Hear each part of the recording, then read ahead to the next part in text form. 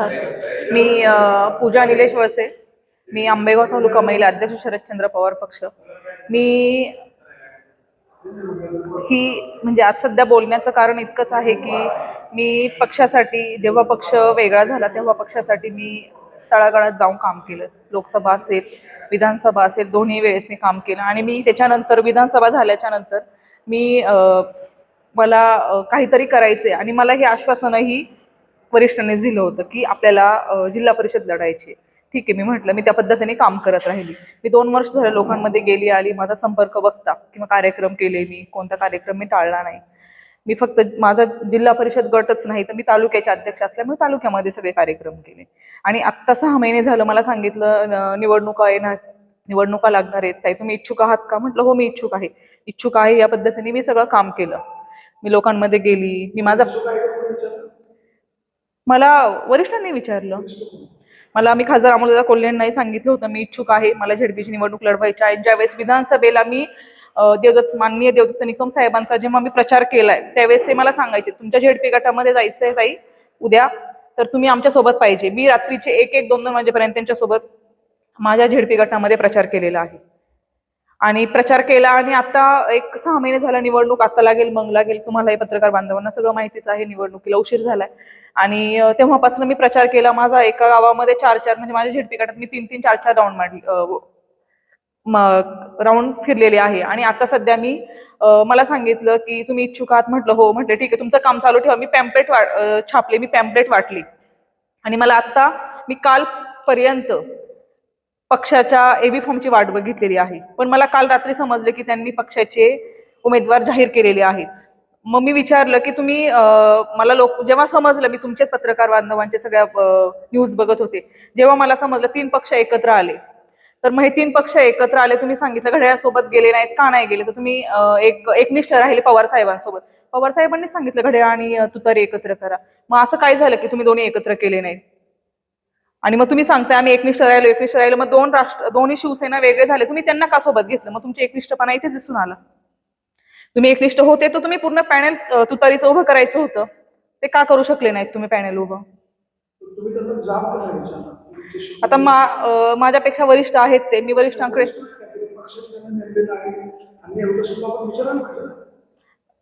बरोबर आहे. पण आता सध्या ही माझी पण मी इच्छुक आहे. मलाही एक पारगाव जारकरवाडी झेडपी गटातनं मला एक निवडणूक लढवायची आहे. मी माझ्या याच्यामध्ये आता वेळ व्हायला न घालवता मी माझ्या प्रचारामध्ये किंवा मी माझे फॉर्म भरायचे, माझे काय डॉक्युमेंट्स असेल त्याच्यामध्ये मी बिझी होते. मी काही त्यांना विचारलं नाही. पण कालपर्यंत मी त्यांची वाट बघितली की मला त्यांनी एबी फॉर्म देतील. सकाळी मी आमचे तालुका अध्यक्ष धोंडीभाऊ शेठ भोर यांना मी फोन केला की अध्यक्ष मला एबी फॉर्म पाहिजे. त्यांनी मला स्पष्ट सांगितलं आपल्या जिल्हा अध्यक्षांकडे एबी फॉर्म आहे, त्यांच्याकडे.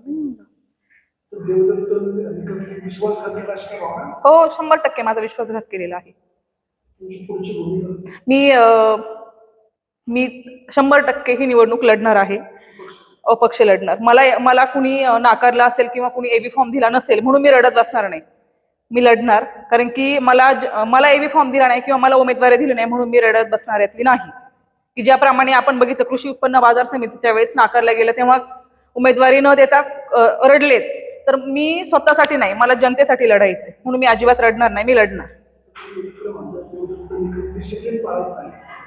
दुसरीकडे जर पक्षाची पॉलिसी आहे दोन्ही राष्ट्रवादी एकत्र काम करायचं, तर तुम्ही पण उल्लंघन करताय मी पक्षाचा एक राष्ट्रवादी शरदचंद्र पवार पक्षाचाही एबी फॉर्म मला आलेला नाहीये. मी अजित पवार पक्षाचा एबी फॉर्म लावणार नाहीये. मी अपक्ष उमेदवारी भरणार आहे. तर मला जनतेसाठी लढायचंय, मला जनतेसाठी काम करायचंय. एकदम छान. जनतेच्याच विश्वासावर मी हा उमेदवारी अर्ज उद्या दाखल करणार आहे. आणि जनतेला मी आता आव्हानही करते की मला उमेदवारी अर्ज दिला नाही म्हणून मी थांबणार नाही. मी कोणत्या पक्षाचा, मी पवार साहेबांशी एकनिष्ठ आहे, एकनिष्ठ राहिले. मी कोणत्या पक्षाचा झेंडाही हातात घेतलेला नाही अद्याप आणि घेणार नाही. मी जनतेच्या विश्वासावर ही निवडणूक लढवत आहे. तुमच्या पक्षाचे जिल्हाध्यक्ष दोन राष्ट्रवादी काँग्रेस एकत्र आल्यामुळे नाराज दिसतात. त्यांचे सध्याचे पाऊल चाललेले आहे ते शिवसेनेच्या दिशेने चालू आहे. भविष्यकाळात काही गुंतवणूक आहे. आता हे तुम्हीच सांगितलं की त्यांचे शिवसेनेच्या दिशेने पाऊल चाललेले आहेत.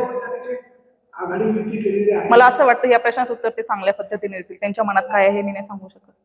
तुम्हाला असं वाटतं का त्यांच्या काहीतरी पुढचं डाव दिसतंय, त्यांच्यावर विश्वास आहे? नाही, विश्वास तर कालपर्यंत खूप होता, अद्याप विश्वास राहिलेला नाहीये. कारण की ज्यांनी प्रामाणिक काम केलं, मी असेल, मी एक तालुका अध्यक्ष आहे, त्यावेळेस तुम्ही सगळे बघत होते, त्यांच्याकडे एक महिला सक्षम कुणीच नव्हतं. त्यावेळेस मी तुमचे सगळे सगळे जबाबदारी तालुक्यातली एकदम व्यवस्थित पार पाडलेली आहे. मग आता तुम्हाला माझं काय खटकलं, तर माझं नेतृत्व खटकलं, की माझा संपर्क खटकला, की मी तुमच्यासोबत प्रत्येक कार्यक्रम करत असेल किंवा सगळ्या लोकांशी संपर्क ठेवत असेल, हे खटकलं, की पुढे जाऊन काही त्यांच्या मनात काय असेल मला सांगू शकत नाही मी. विश्वासू नेता म्हणून तुम्ही त्यांना विधानसभेला मदत केली. हो. तोच नेता जर तुम्हाला जिल्हा परिषदेला तुमच्या अन्याय होतोय, काय तुमच्या भावना? आता ह्या माझ्या भावना काय आहे ते मी तुम्हाला सगळं सांगितलेलं आहे. आता फसवणूक झाली. 100% माझी फसवणूक केलेली आहे. मीच नाही, मी एक तालुका अध्यक्ष आहे, आमचेच शिरूरचे दामोअण्णा घोडे असतील, म्हणजे एकदम सोज्वळ नेतृत्व, दोघंही अरुणाताई असतील किंवा दामोअण्णा घोडे असतील, हे दोघं एकदम शांततेत काम केलं त्यांनी. म्हणजे विधानसभेला त्यांनी इतकं प्रामाणिक काम केलं, माझ्यासोबत अरुणाताई काम करायला होते, किंवा विधानसभेला त्यांच्या रॅली असेल किंवा सभा होत होत्या, ताई माझ्या खुर्ची लावून बसायच्या. इतकं प्रामाणिक काम करून आज शिरूरमध्ये दोन्ही राष्ट्रवादी एकत्र आले. अमोलदादा कोल्हे खासदार यांनी त्यांना तुतारी आणि घड्याळ एकत्र आल्याच्या नंतर घड्याळाची उमेदवारी दिली, आणि देवदत्त निकम साहेबांनी तिथे त्यांच्याच विरोधात डॉक्टर पोकळे यांना तुतारीचा एबी फॉर्म दिला. म्हणजे नक्की हे चाललंय काय कार्यकर्त्यांबरोबर? पक्षाच्या वरिष्ठांशी कोणाशी बोला? वरिष्ठांशी मला अजून तरी मी अद्याप बोललेली नाही, पण मी नक्कीच बोलेल. त्यांच्या काळात हा प्रकार घडला? तोपर्यंत एबी फॉर्म त्यांनी काही कोणाला दिलेले नव्हते, त्याच्यामुळे मी दादांशी असं काही विषयावर बोलणार नाही. आज संपर्क काहीच नाही केला.